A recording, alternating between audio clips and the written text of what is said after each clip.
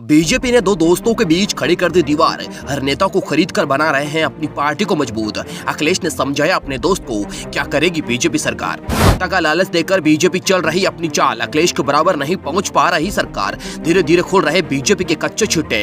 हो गया बड़ा कांड। राजनीति की गलियों में हमेशा से ही देखा जाता है कि कोई भी अपना सगा नहीं होता है, चाहे वह परिवार का सदस्य हो, चाहे वह अपना भाई हो, चाहे वह सबसे अच्छा दोस्त हो।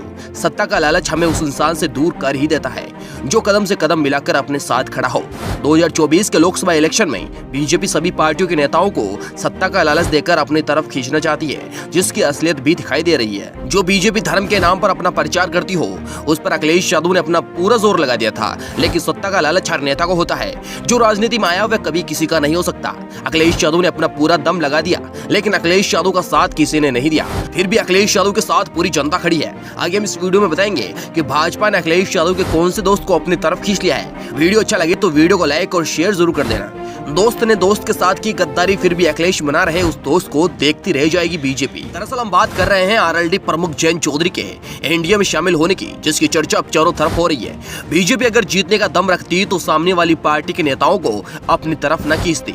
बता दें कि मंगरू चाचा हो या नीतीश कुमार हो या संजय निषाद, वैसे कई सत्ताधारी नेता जिसने अपना जमीर बेचकर बीजेपी का दामन थाम लिया था। इस समय खबर ये भी चल रही है कि अब आरएलडी के प्रमुख जयंत चौधरी अखिलेश का साथ छोड़कर एनडीए यानी बीजेपी में शामिल होना चाहते हैं। दरअसल आरएलडी को बीजेपी ने 4 सीटें देने का ऑफर दिया, जिस पर आरएलडी ने 7 सीटों की बात रखी, जिस पर अब आरएलडी और बीजेपी की बातें चल रही है। लेकिन चौंकाने वाली बात यह है कि अखिलेश यादव ने आरएलडी को पहले से ही 7 सीटें देने का वादा कर दिया था।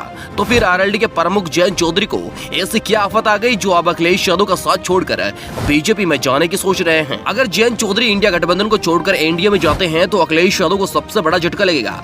आपको बता दें कि सपा और रालोद कई बार साथ में चुनाव लड़े हैं और जीते भी हैं, और अखिलेश यादव ने जयंत चौधरी को अपना दोस्त बताते हुए जयंत चौधरी को राज्यसभा भी भेजा है। 3 बैठकों के बाद भी कुछ दिनों पहले सपा और रालोद के बीच सीटों पर फाइनल बातचीत हुई थी। सपा ने रालोद को पिछली बार की तुलना में 2 गुना ज्यादा सीटें दी है। पिछले चुनाव में रालोद ने 3 सीटों पर चुनाव लड़ा था, जबकि अब सपा ने रालोद को 7 सीटें देने का वादा किया है। आपको बता दें कि रालोद और बीजेपी में गठबंधन लगभग 15 साल बाद हुआ है। 2009 में रालोद ने लोकसभा चुनाव बीजेपी के साथ लड़ा था, जिसमें 5 सांसद रालोद के बने थे। आपको बता दें कि पिछले चुनाव में रालोद का पलड़ा भारी था, इसलिए बीजेपी अब हर एक उस पार्टी को टारगेट कर रही है जो छोटी है लेकिन बड़ा काम करने की हिम्मत रखती है। हमेशा से ही अखिलेश यादव और जयंत चौधरी की जोड़ी को राजनीति में सबसे अच्छी दोस्ती माना जाता था, और राजनीति में 2 दोस्तों की चर्चा भी मशहूर थी, जिस पर अब बीजेपी ने दोनों के बीच में आग लगा दी है। लेकिन अखिलेश यादव ने भी कसम खा ली है कि चाहे कुछ भी हो जाए, 2024 के चुनाव में बीजेपी को पटखनी तो देनी है। ऐसे में अखिलेश यादव ने अपने दोस्त यानी जयंत चौधरी को नसीहत भी दी और दोस्त को दोस्त के साथ खड़े रहने की हिमायत भी दी, और कहा, जयंत जी बहुत सुलझे हुए नेता हैं, वह राजनीति को समझते हैं। मुझे उम्मीद है कि किसानों की लड़ाई के लिए जो संघर्ष चल रहा है वह उससे कमजोर नहीं होने देंगे। और बीजेपी को टारगेट करते हुए कुछ और बातें कह दी, जिस पर भारतीय जनता पार्टी के नेता भी शर्मिंदा है। अखिलेश यादव ने कहा कि बीजेपी दलों को तोड़ना और खरीदना जानती है, किसको कब उनके पाले में लेना है, कब किसके पास ईडी आईटी भेजना है, ये सब उनको पता है। क्या जयंत चौधरी दोस्ती को तोड़कर बीजेपी में जाएंगे या फिर अखिलेश यादव के साथ खड़े रहकर चुनाव जीतेंगे? कमेंट बॉक्स में अपनी राय जरूर दें।